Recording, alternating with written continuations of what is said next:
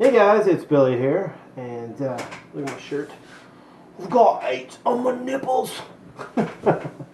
Actually, this is a shirt from 8 Cuttlefish 8. I can't really stand that knee, but he sent that to me a couple months ago. It's pretty cool.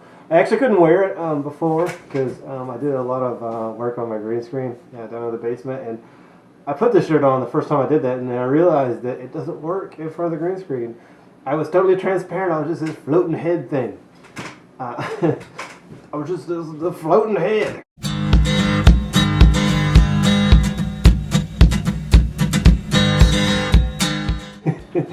I forgot why I even turned the camera on. Oh yeah, this is my video response to my own video challenge on how did I get my YouTube name. And obviously I'm not eligible for any of the prizes. I'm not in competition, and that's okay with me. I've watched every single one of the videos, and there's some really, really good ones, and so I don't think I could compete, so that's pretty cool to be neutral. But speaking of responses, I just want to say thank you to everybody. The reason, a little bit of insight on to me there, the reason I actually made eight prizes is because that was my personal prediction on how many people would respond, and I was really, really surprised at how much feedback that this video has been getting, and so I just want to say thank you. It's really awesome. Something that I've noticed on the video, or the videos anyway, is that I've watched every one of them, and I try to read all the comment threads on each video, and I've noticed that the responders are commenting on each other. They're all giving each other thumbs up and being encouraging to one another. Everybody's subscribing to everybody else, and that is the essence of why I wanted to redo this challenge. It had nothing to do with competition or DVDs or anything like that. It's just to communicate within the vlogging community, and I just think that's awesome. And that's a perfect example of my subscribers being the best on YouTube. I say that all the time, and it's really generic, but it is true. And this is a good example of what I mean by my subscribers being the best. So thank you guys for all the responses and stuff. It's been a fun couple of days. So we've still got about, I don't know, 10 days left in the competition or so. So it's very cool. So you're probably wondering why I'm wearing my helmet in the video, and that's actually a two-part answer. 3 of the responders to the video decided to use this as an opportunity to reveal their face for the first time, and I thought that was just the coolest thing. GSXR rider out of California, La Vida Me, she decided that she was going to get in front of the camera for the first time, and I thought that was just cool because it takes a lot of courage to turn that camera around on yourself. And then following her lead, Frankie Fong 36, who is also in California, he also decided to do a monologue sans helmet. And G.A. Boski, he also decided that he was going to take the helmet off, do his monologue, and show you his face. And I just thought, I'm known for being in front of the camera, and you guys are always seeing this ugly mug. So I decided, as a tribute to those guys, that I do exactly the opposite of what I normally do and wear my helmet in this video. And the second reason I'm wearing my helmet, for those who don't know, I had knee surgery in November, and then I had another one in January. I haven't actually been on a motorcycle since October, and people that know me very well know that that's pretty much an eternity for me. It drives me crazy. So I really miss wearing my helmet. The one thing I didn't mention is that my orthopedic surgeon, when I got my surgery in January, told me that it would be 6 months till I got enough range of motion that I'd be able to even get on a motorcycle. And then it'd be another 3 months before I had the strength to ride. So it was, bummed me out a lot because that meant my entire 2010 season was shot.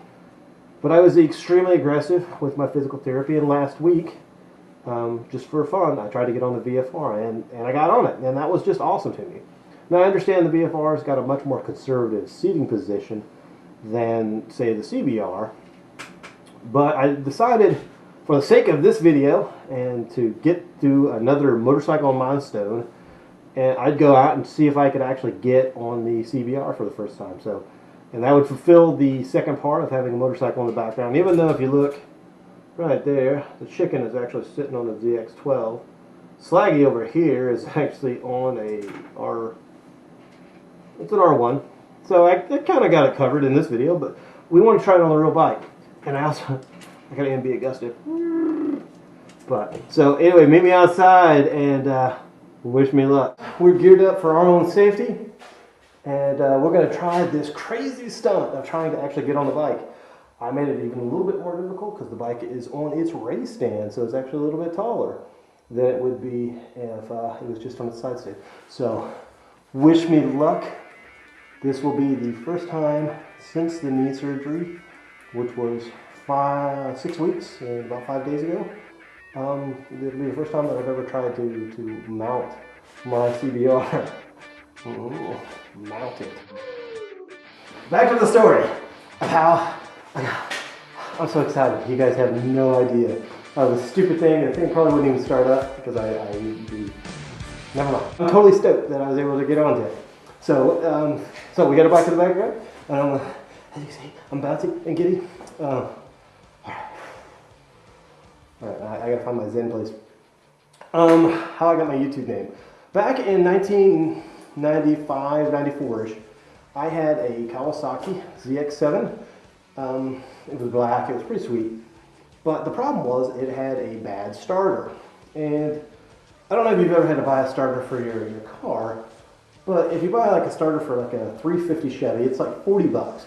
If you buy a starter for a crazy Japanese car, it's like $120.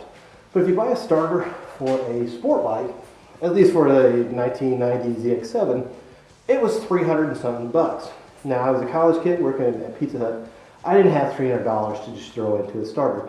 The starter was tiny. It was about the size of a D-cell battery. It had no business costing $300. So, what I would do would just push start the bike. I would, some weird dog out there, yeah. Anyway, I just push start the bike whenever the starter would act up. And Kevin and I had gone and seen a movie somewhere. Came out and the bike wouldn't start, so we got into our usual situation of me rolling with it, him pushing me, bump start it, good to go. Well, this particular time it just would not come alive, and we tried it over and over again with him on the bike and me pushing and so on and so forth, and it just would not go. And I said to him, if we get this bike started, man, I swear I'm going to ride this thing off a cliff. And he started laughing. He was like, yeah, like Thelma and Louise. I don't know if it was in the 90s or in the 80s, but basically at the very end of the movie, these two crazy chicks go driving their little old school convertible off a cliff and they die. I've not actually seen the movie, but that's how I think it goes, the pop culture reference. So, where am I going? I forgot my point already. But anyway, so Kev says, like Thelma and Louise. And we laughed, and he was like, I'll get on it with you. We can be Billmaa and Kev Weeds. And we laughed for a little bit at this, but it didn't really stick just then. The nickname didn't stick. And about a week or so after this happened, Kev had a 1964.5 Mustang, and him and I were driving to a Stone Temple Pilots concert, and we got in a crash. Some guy pulled out in front of us, and we T-bowed him. Now, the 1964.5 Mustang did not have seatbelts stock. This was before it was like federally mandated you had to have seatbelts. So we had no seatbelts, so both of us go smacking into the dash, and I end up actually in the floorboard. So I look up, and Kev had actually not moved because he had the steering wheel to brace himself, and I'm on the floorboard looking up at him, and I was like, we almost died like Billmaa and Kev Weeds. And in the middle of this crumpled car wreck of steam and everything coming out, we just laughed. We laughed to the point we were in tears, and right after that, the name stuck, and I became Billmaa. So that's it, guys. That's the fulfillment of my challenge on how I got my YouTube name. And man, I wish I could go riding. It's about 35 degrees outside, and there's still ice and gravel and crap all over the road, but man, that felt pretty good.